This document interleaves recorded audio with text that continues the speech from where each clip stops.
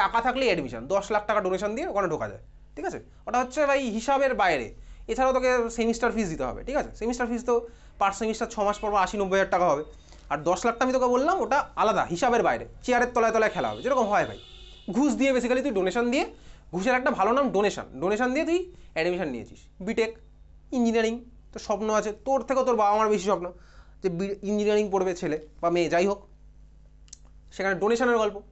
তাহলে তোর জয়েন্টের র্যাঙ্ক দরকারই নেই, ডোনেশন দিলে তোর প্রাইভেটে হয়ে যাবে। আইআইটি এনআইটি তো হবেই না, তোকে ঢুকতেই দেবে না, ক্যাম্পাসের মধ্যে ঢুকতে দেওয়ার কোনো প্রশ্নই আসছে না, ঠিক আছে। তার মানে তো যদি পড়াশোনাটা করতে হয়, ডাউট থাকলে তোকে মনে জিজ্ঞেস করতে হবে। ওই ভাই চুপ থেকে চলে গেলাম বাড়ি গিয়ে, গিয়ে আবার বাড়ি গিয়ে দেখবো, আবার 2বার টাইম ইনভেস্ট করবো, 3বার টাইম ইনভেস্ট করবো, এত সময় পাচ্ছিস কোথা তুই?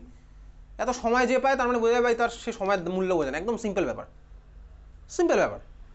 তুই ধর এবার সাপোজ তুই এখানেও ভর্তি হলি, হেরিটেজে বা বিপি পোদ্দার আছে দেখবি এই বিয়ের পাশে, ভিআইপি রোডের পাশে বিপি পোদ্দার আছে।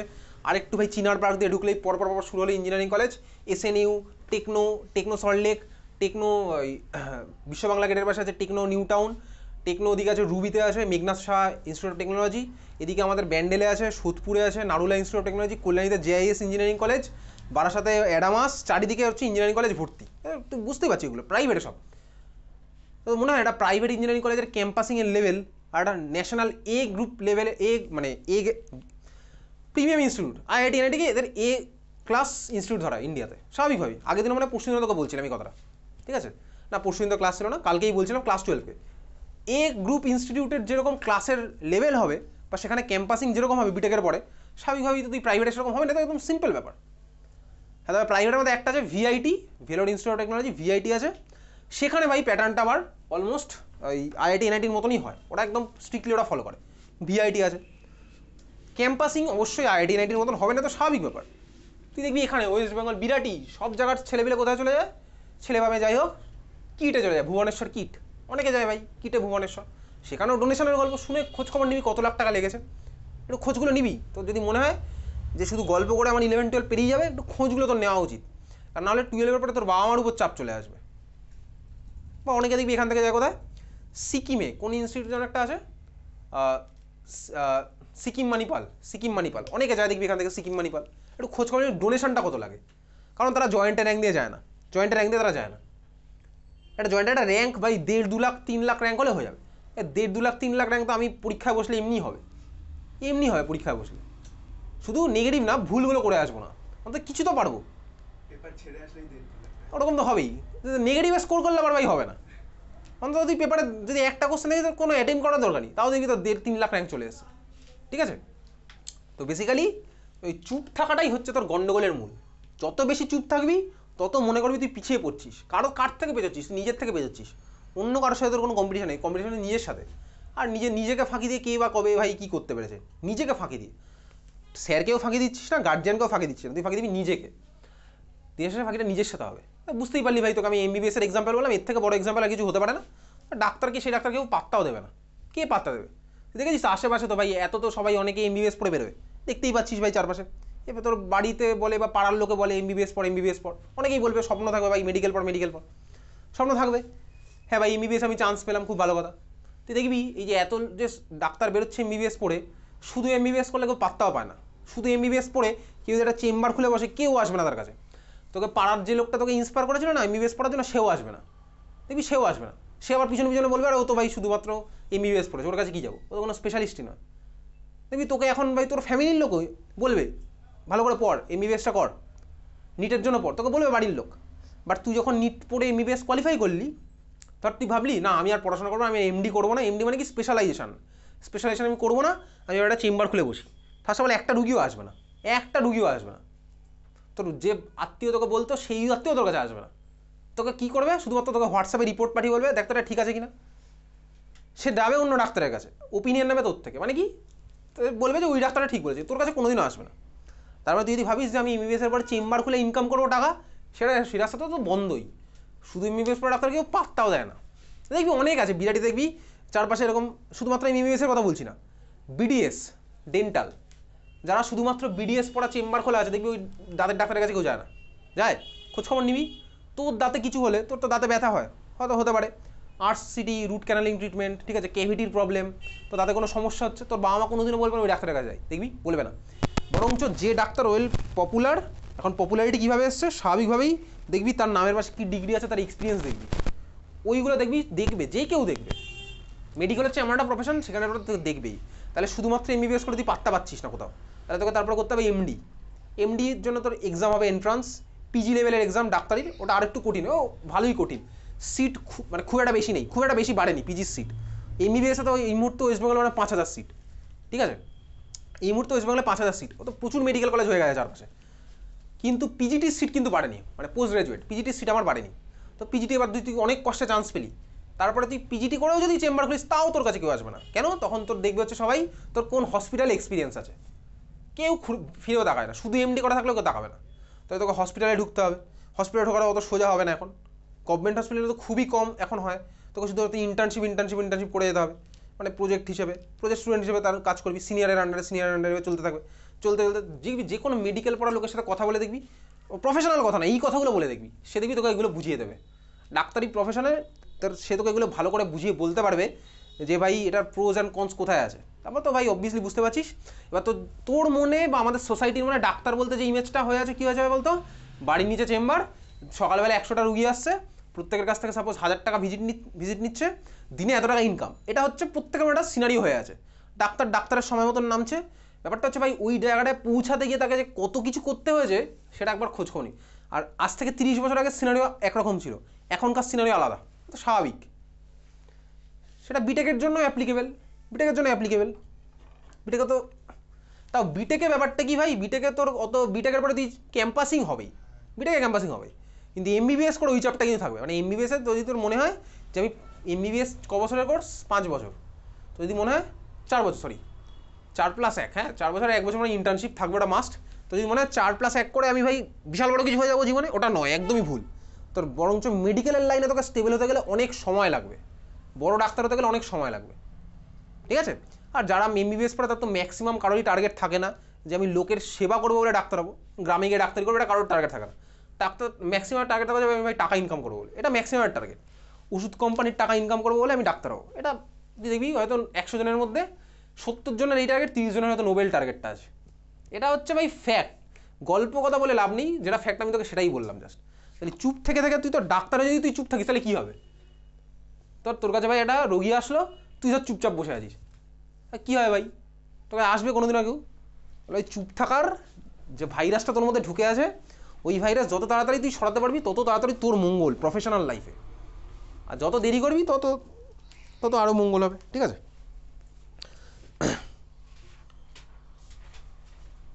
Question number 9, in a constant volume calorimeter, এটা করলাম কি না করিনি?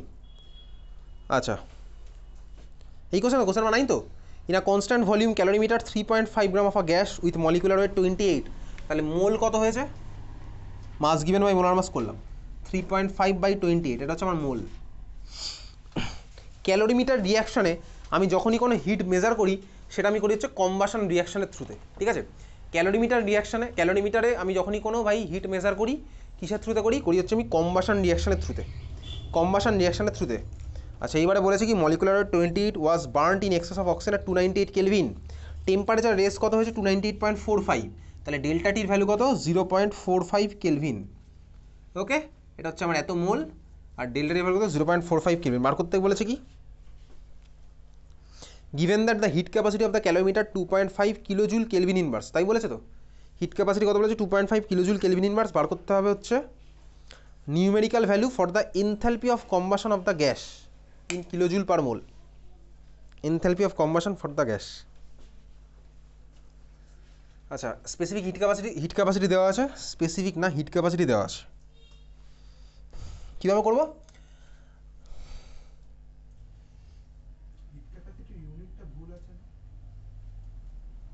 Joule kelvin inverse, kilojoule kelvin inverse নাকি 2.5 kilojoule kelvin inverse,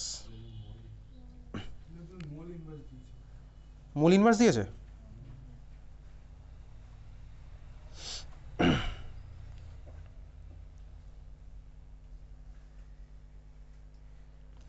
The heat capacity kilojoule per mole,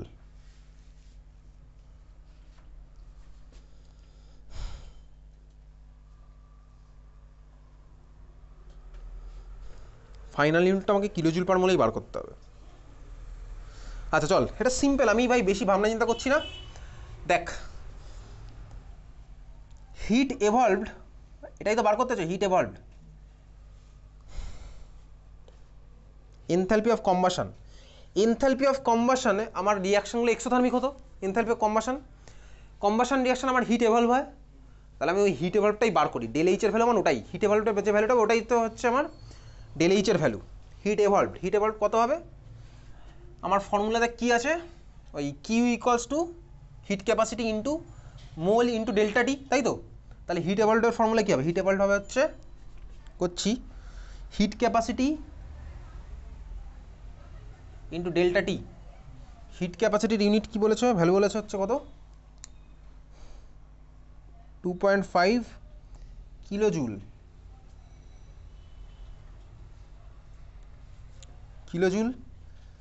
kelvin inverse,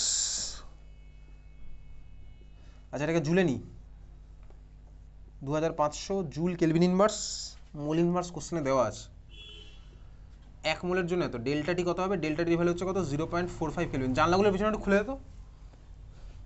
0.45 kelvin, kelvin inverse kelvin কেটে গেল, অ্যান্সারটা কত আসছে? এটা কিছুটা আসছে 250 ইন্টু 0.45 এত জুল মোল ইনভার্স। আচ্ছা এটা আসছে হচ্ছে আমার ভাই 1 মোলের জন্য। এটাকে আমি এইটা দিয়ে মাল্টিপ্লাই করো, তাহলে আমার দেখো ওভারঅল অ্যান্সারটা চলে আসবে।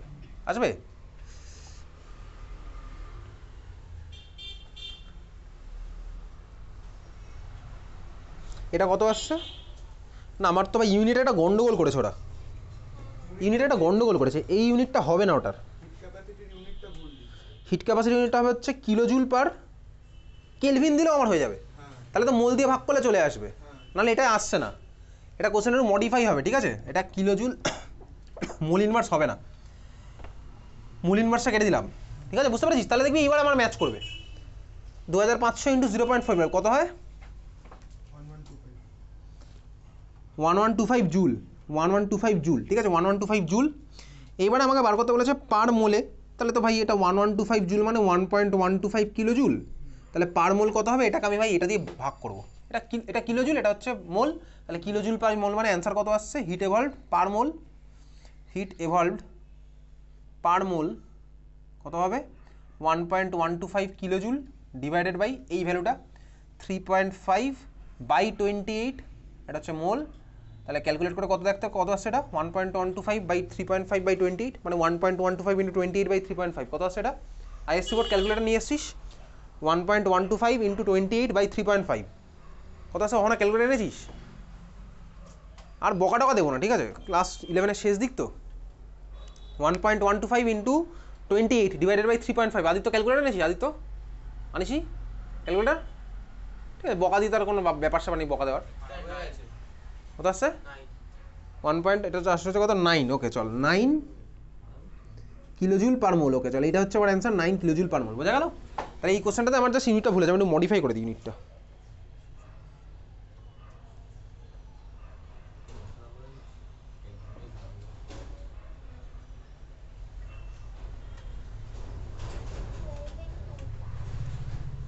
নেক্সট হচ্ছে কত? 12/2।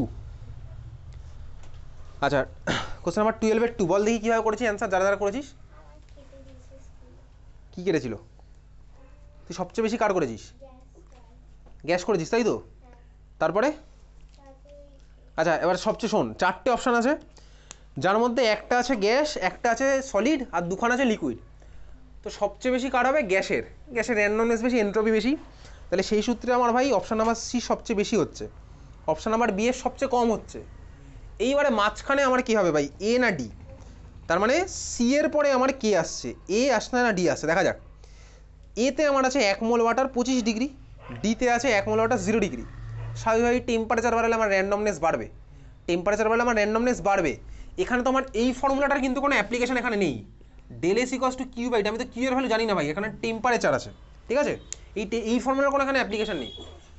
তাহলে আমার অপশান নাম্বার সি এর সবচেয়ে বেশি গ্যাস বলে, ডি এর সবচেয়ে কম, বি এর সবচেয়ে কম হচ্ছে আমার সলিড বলে।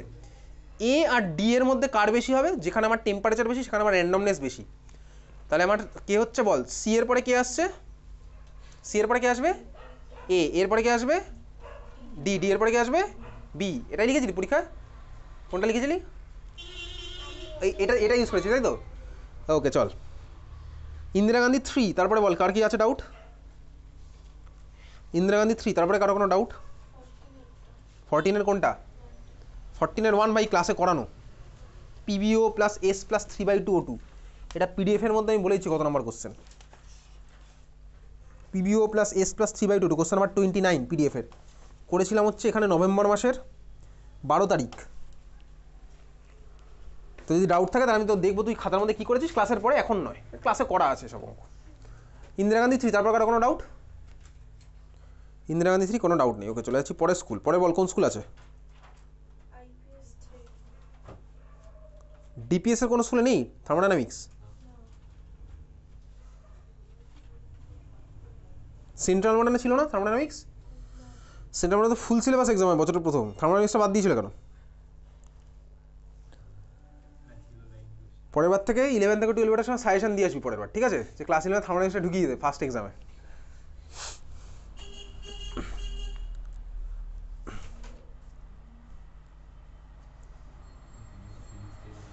ইন্দিরা গান্ধীর পরে কোনটা আসছে? ডিপিএস তো নেই।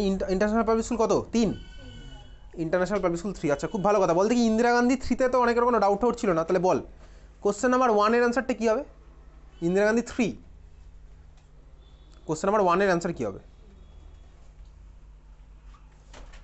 আমি বলেছিলাম মিনিমাম ডাউট থাকলে জিজ্ঞেস করতে আমাকে, তাই না? ইন্দিরা গান্ধী 3-তে কোশ্চেন নাম্বার 1 এর অ্যান্সার কী হবে?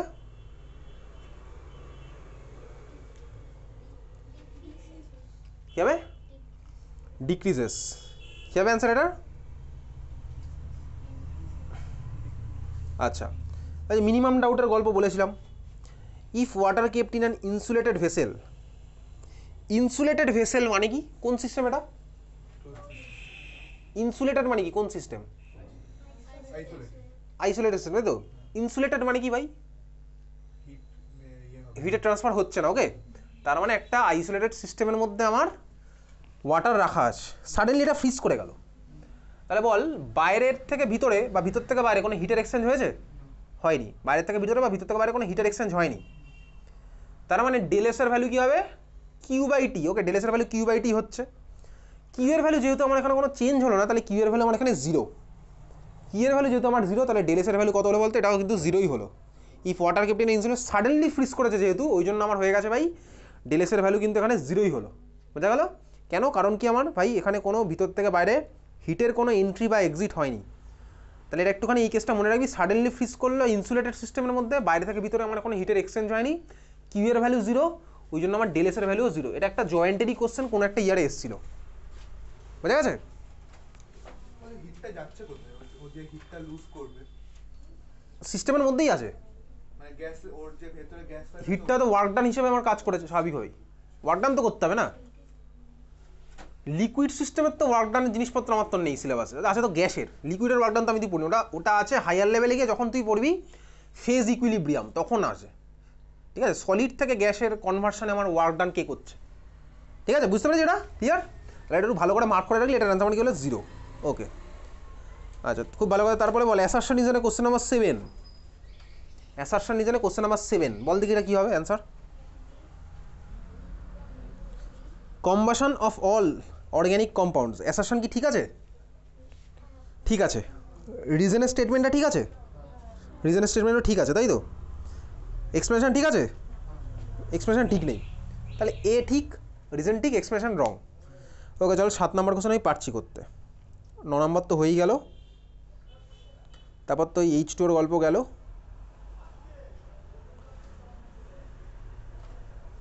ওকে চলো এখানে আর কিছু নেই। নেক্সট চলে যাচ্ছি হচ্ছে কত নম্বর? কোন স্কুল জানো? IPS, international public school. কত? 3। ইন্টারন্যাশনাল পাবলিক স্কুল 3 বল কোথায় কি আছে ডাউট? ইন্টারন্যাশনাল পাবলিক স্কুল 3 কোথায় আছে ডাউট? Question number 8। আবার সেই ভাই একই কোশ্চেন, এ সোজা কোশ্চেন। এই অঙ্ক আমি তোকে বলবো, আমি দেখবো খাতার মধ্যে কী চেষ্টা করেছিস। তারপর কোশ্চেন নাম্বার 8-এ সেই আবার ওই একই হেসেস ল, এটা ধরে ধরে করলেই হয়ে যাবে ওটা। কোশ্চেন নাম্বার 6-এর বি, রিয়াকশন ইজ স্পন্টেনিয়াস। এইখানে অপশনে আবার সেই গন্ডগোল আছে এটায়। এটা আচ্ছা চল দেখি কোশ্চেন নাম্বার কী হয়েছে বলতে। এটা 6-এর বি কী করেছে এটার অ্যান্সার? বলেছে ভাই একটা রিয়াকশন তোর কাছে আছে এ প্লাস বি থেকে কিছু একটা ফর্ম হচ্ছে, কোথায় এটা স্পন্টেনিয়াস হবে, কোন টেম্পারেচারে। আচ্ছা স্পন্টেনিয়াস মানে কি, ডেল জির ভ্যালু কত স্পন্টেনিয়াস মানে? চুপ থাক, আমিও চুপ থাকবো কিন্তু। ডেল জিরো হচ্ছে লেস দেন, আমি বকা দেবো না মানে আমি কথা বলে যাবো পুরো টাইম। ডেল জিরো ভ্যালু হবে লেস দেন জিরো, তাহলে del H minus T delta S এর ভ্যালু কত হবে, লেস দেন জিরো। তাহলে ডেল এইচ কত হবে, less than T delta S. তাহলে del H by delta S হবে কত, লেস দেন টি। তাহলে আমি এখন বার করে দেখবো ভাই টেম্পারেচারের ভ্যালুটা কত হচ্ছে। ডেল এইচ এর ভ্যালু কোশ্চেনে দেওয়া আছে, কত দেওয়া আছে বল, ডেল এইচ এর ভ্যালু কত আছে, এটার ভ্যালু কত, ডেল এইচ এর ভ্যালু কত আছে কোশ্চেনে, 4 কিলো ক্যালোরি, তাই তো? ওটা কিন্তু 4K না ভাই, 4K আলট্রা এইচডির 4K না ওটা, ঠিক আছে? বা কে মানে 1000ও কিন্তু নয়, ওটা 4 কিলো ক্যালোরি, KCL দেওয়া আছে কোশ্চেনে। তাহলে 4000 ক্যালোরি কেলভিন ইনভার্স, আর কি আছে ইউনিটটা বল, 4 কিলো ক্যালোরি, তারপরে mole inverse, okay, divided by কি আছে, ডেল্টা এসের ভ্যালু কত দেওয়া আছে, কত, 10 calorie mole inverse kelvin inverse. দেখ ক্যালোরি কাটলো, মোল ইনভার্স মোল কাটলো, কত আসছে, তাহলে ভাই ওটা উপরে চলে গেল কেলভিন, তাহলে কত আসছে বলতো, এটার ভ্যালু আসলো কত, 400। তাহলে কি বুঝছি বলতো, টেম্পারেচার গ্রেটার দেন 400 কেলভিন হলে আমার এটা স্পন্টেনিয়াস হবে, সবই ভাই বুঝলাম। ডেল জি লেস দেন জিরো কখন হবে, যখন আমার টেম্পারেচার গ্রেটার দেন 400 কেলভিন হবে। কীভাবে করলাম তুই বললি, বুঝতে পারছি, ইকুয়েশনে জাস্ট বসে আমি বার করলাম, এর পিছনে রকেট সায়েন্স কিছুই নেই। অলরেডি বুঝে গেছিস না, 11-12 ভাই তোকে ধরে ধরে কোশ্চেন লিখিয়ে দিলাম, তুই বাড়ি গিয়ে ভাই মুখস্থ করলি, পরীক্ষার হলে ফেলে দিলি কোশ্চেনটাকে, মুখস্থ করে গিয়ে ভাই লিখে ফেললি। ওরকম তো 11-12 গল্প খুবই কম আছে, ডেফিনেশন হয়তো আসবে, first law of thermodynamics, third law of thermodynamics, পুরোটাই এখন চলে গেছে না প্র্যাকটিসের উপরে। ক্লাস 11-12 অলরেডি রিয়েলাইজ করতে পারছিস, যত তাড়াতাড়ি করবি তত মঙ্গল তোর, 12-এর রেসপেক্টে মঙ্গল। তাহলে টেম্পারেচার 400 কেলভিন থেকে একটু বেশি হতে হবে। এইবারে অপশানগুলো দেখ, 500 কেলভিনও আছে, আবার 3000 কেলভিনও আছে, আরেকটা তো আছে ভাই লেস দেন 400, ইকুয়াল টু 400 দেওয়া আছে না একটা। দুঃখের বিষয় আছে, স্কুলে 400 কেলভিনটা রাইট দিয়েছে ওদের স্কুলে, এই মুহূর্তে এখানে কেউ নেই ওই স্কুলে, ওদের স্কুলে 400 কেলভিনটা রাইট দিয়ে দিয়েছে। 400 কেলভিন কোনো মতেই রাইট নয়, এটা অ্যান্সার আমার 500 কেলভিন হতে পারে। 3000 কেলভিনটা প্র্যাকটিক্যালি কেন হবে না, কারণ 3000 কেলভিন করলে রিয়াকশন মিডিয়াম পুড়ে যাবে, রিয়াকশন মিডিয়াম বাস করবে, ঠিক আছে? 3000 কেলভিন দরকার নেই এই রিয়াকশনে, যখন 400 কেলভিন একটা রিয়াকশনে আমি 3000 কেলভিন বোকার মতন দেবো। তো যখন ভাই 400 কেলভিন একটা রিয়াকশন, মানে রান্না করছিস তুই, দেশলাই কাঠির আগুনে যদি রান্নাটা হয়ে যায়, তুই কি গ্যাস ইউজ করবি, পয়সা খরচ করে ইন্ডাকশন লাগাবি না ভাই, তুই মোমবাতি এলে রান্না করে নিবি। যারা যারা ভাই গ্যাস ইউজ করে তারা বোকা বেসিক্যালি, আইদার সে আম্বানির ছেলে বা মেয়ে, যাই হোক, বুঝতে পারলি? তাহলে যখন আমার কম টেম্পারেচার রিয়াকশন হয়ে যায়, আমি কেন ভাই বোকার মতন হাই 3000 কেলভিন করতে হবে? 3000 কেলভিন একমাত্র ওই ইন্ডাস্ট্রিতে পসিবল, অত হাই টেম্পারেচার। তাহলে এটা অ্যাকচুয়ালি তাহলে 500 কেলভিন অ্যান্সার হওয়া উচিত। এইবারে ওদের স্কুলে মোস্ট প্রবাবলি যে কোশ্চেনটা যেরকম দিতে চেয়েছিল, হয়তো বা এটা দিতে চেয়েছে হচ্ছে কোন টেম্পারেচারে রিয়াকশনটা আমার ইকুইলিব্রিয়ামে থাকবে। এবার দেখ, যদি আমাকে বলতো 400 কেলভিনে রিয়াকশনটা কিসে থাকছে বলতো, ইকুইলিব্রিয়ামে। যদি আমার কোশ্চেন বলতো না রিয়াকশনটা কোন টেম্পারেচারে ইকুইলিব্রিয়ামে যাবে, তখন দেখ আমার এটা 400 হবে, স্বাভাবিক হবে। ইকুইলিব্রিয়াম মানে কি, ডেল জির ভ্যালু ইকুয়ালস টু 0 হবে, এটা ইকুয়ালস টু সবকটা ইকুয়ালস টু হবে, টেম্পারেচার ভ্যালু হবে 400 কেলভিন। তাহলে তখন দেখ আমার এই রিয়াকশনের মাঝখানের অ্যারোটা ইকুইলিব্রিয়াম সাইন হয়ে যাবে, তখন আমার কোশ্চেনটা মজার হতো। কিন্তু আমার তো ওটা বলেনি, ইকুইলিব্রিয়াম বলেনি, আমার বলেছে ভাই স্পন্টেনিয়াস। তাহলে আমার 400 কেলভিন থেকে বেশি 500 কেলভিন আমার অ্যান্সার হওয়া উচিত। 500 বা 3000টাও হবে, টেকনিক্যালি হবে 3000, বোঝা গেছে, বুঝতে পারলি? তাহলে এই রকমের কোশ্চেন ভাই একটু ভুল টুল কোশ্চেন বড় বড় স্কুলে হতেই পারে, বড় বড় স্কুলে ভুল ছোটোখাটো কোশ্চেন আমরা ভাই ক্ষমা করে দিতে পারি। আমি কোনো পার্টিকুলার স্কুলের কথা বলিনি, কিন্তু সব স্কুলই বড় বড় school. Okay, 182 the entropy change can be calculated using the expression ওটা when water freezes in a glass bottle আমার ওয়াটার ফ্রিজ করলো, তাহলে কি হবে?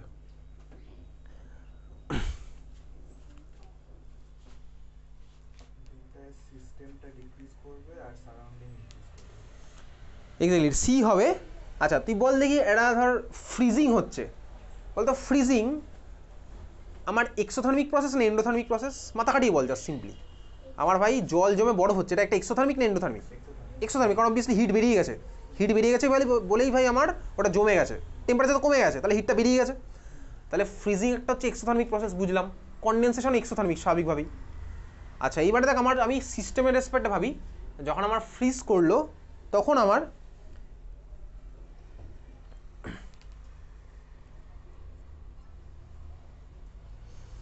সিস্টেমের এন্ট্রপি কী হলো, বাড়বে না কমবে? এবার তো আর ইনসুলেটেড সিস্টেমের মধ্যে রাখেনি, এবার তো নর্মালি আছে। তাহলে আমার কী হবে ভাই, অবভিয়াসলি আগে ছিল লিকুইড, এখন হলো সলিড, তাহলে ভাই এন্ট্রপি কমলো, ডেল্টা এস অফ সিস্টেম আমার কমেছে, র্যান্ডমনেস কমেছে, তাহলে সিস্টেমের এন্ট্রপি আমার কমেছে, তাহলে ডেল্টা এস সিস্টেম ডিক্রিজ। চারটে অপশানের মধ্যে একমাত্র অপশান নাম্বার সিতেই এটা আছে, তাই তো, ডেল্টা সিস্টেম ডিক্রিজ করেছে, তাই না? আচ্ছা, এইবারে দেখি সারাউন্ডিংয়ে কী হবে। দেখো যে এক্সোথার্মিক প্রসেস, এক্সোথার্মিক মানে আমার বাইরে ভাই টেম্পারেচার পাঠিয়ে দিয়েছি সারাউন্ডিংয়ের মধ্যে, তো আমার যদি সারাউন্ডিংয়ে টেম্পারেচার যায় তাহলে সারাউন্ডিংয়ের আমার র্যান্ডমনেস বেড়েছে, বোঝা গেল? তাহলে সারাউন্ডিংয়ের আমার এন্ট্রপি বাড়বে, তাহলে সিস্টেমের এন্ট্রপি আমার কী হলো, কমলো, আর সারাউন্ডিংয়ের এন্ট্রপি আমার বাড়লো, বুঝলি? লিখছিস খাতায় যারা যারা করে এসেছিস বা যারা যারা করে আসিস নি, বকাঝকার পাঠ তো আর নেই। চল তারপরে বল, ইন্টারন্যাশনাল পাবলিক স্কুল 3, তারপরে 11 ফাইন্ড দ্য এক্সপ্রেশন, তো এটা পাঠিয়ে দিচ্ছে আজকে গ্রুপে। এটা হচ্ছে basically W equals to minus P into delta V, এটার এক্সপ্রেশনটা বার করতে হবে, এটা তুই গ্রুপে পাঠিয়েছি আজকে, দুখানা পাঠিয়েছিলাম, এটা হচ্ছে আইসোথার্মাল রিভার্সেবল এক্সপ্যানশনের এক্সপ্রেশন, আর একটা হচ্ছে এটার এক্সপ্রেশন, ঠিক আছে? বল 9-এরটা, calculate the change in free energy when 1 mole of an ideal gas is compressed. এই কোশ্চেনটা নিয়েও ভাই অ্যাকচুয়ালি ডাউট ওদের স্কুলে, দুরকম অ্যান্সার, ঠিক আছে? যারা যারা যা অ্যান্সার লিখে সবাইকে রাইট, ঠিক আছে? যা অ্যান্সার লিখবি সব রাইট। এই কোশ্চেনে তোকে বার করতে বলেছে কি ভাই, ওয়ার্ক ডান, ওয়ার্ক ডান। এখন ওয়ার্ক ডানের সাথে গিভস ফ্রি এনার্জি চেঞ্জের কী রিলেশন, এটা আছে ক্লাস 12-এ, লিখে রাখ। একটু কোথায় লিখবি, যেখানে খাতার মধ্যে গিভস ফ্রি এনার্জি চেঞ্জ লিখেছিলাম সেখানে চলে যা, বার কর। অনেকে ভাই শুধু এই কোশ্চেনটার অ্যান্সারে ওয়ার্ক ডান বার করে চলে এসছে, তাদেরও রাইট দিয়েছে। যারা যারা নর্মাল ভ্যালুগুলো লিখে এসছে তাদেরও রাইট দিয়েছে, সবাইকে রাইট, ঠিক আছে? কাউকে দুঃখ টুক্ষ দেয়নি। খাতায় যেখানে গিভস ফ্রি এনার্জি চেঞ্জ লিখেছিলাম ডেল্টা জি, যে ক্লাসে পড়েছিলাম সেখানে যা গিয়ে লেখ, যেখানে গিভস ফ্রি এনার্জি চেঞ্জ পড়েছি সেখানে গিয়ে লিখবি।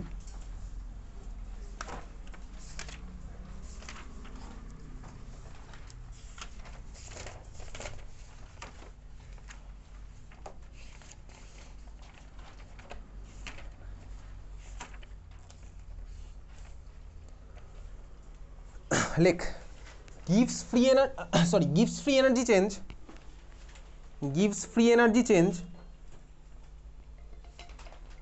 during a process, 3-4 লাইন লিখবো আর একটা ফর্মুলা লিখবো, জাস্ট এটুকু জায়গা তোর হবে। যেখানে থার্মোডাইনামিক্সে ডেল্টা জি পড়েছে সেখানে এইটুকু জায়গা তুই ম্যানেজ করতে পারবি, 3-4টে লাইন লেখার আর একটা ফর্মুলা লেখার।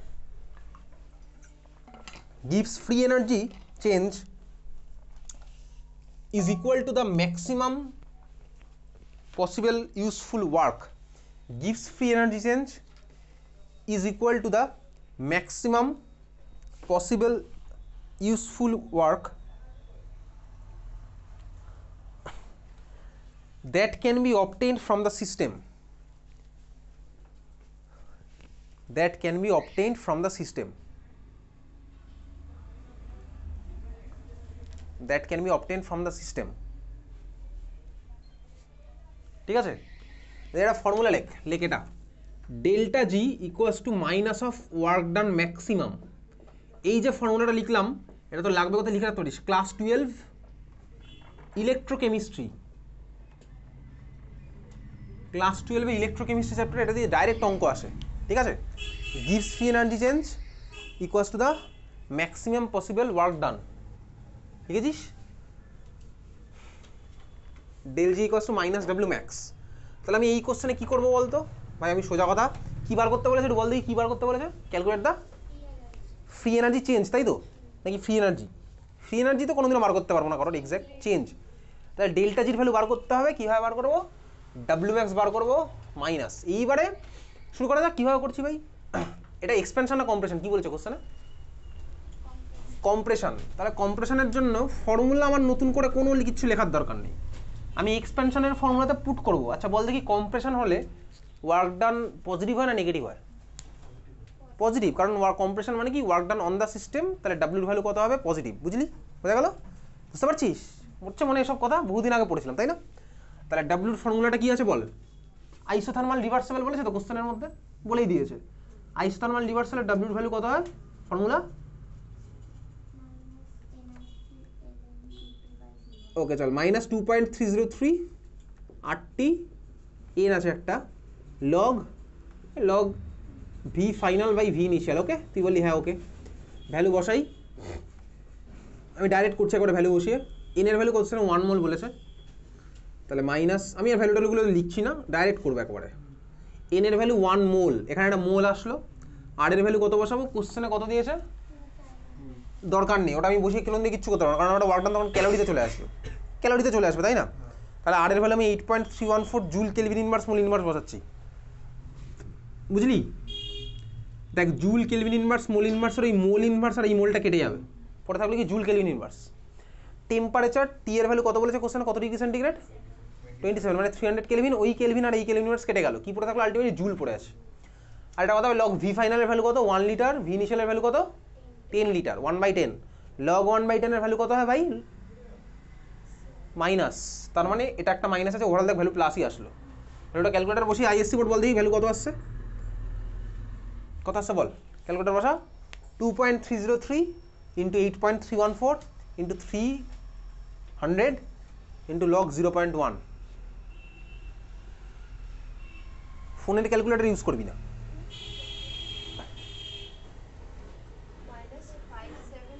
আরে মাইনাস আসবে না, 2.303 ইন্টু 8.314 ইন্টু 300 ইন্টু লগ 0.1, এর ভ্যালু কোনোদিনও মাইনাস আসতে পারে না, আসতে পারে? লগ 1 এর ভ্যালু 0, না না মাইনাস আসবেই না কখনো, মাইনাস আসা পসিবলই না এটা। 2.303 into 8.314 into 300 kelvin into log 0.1,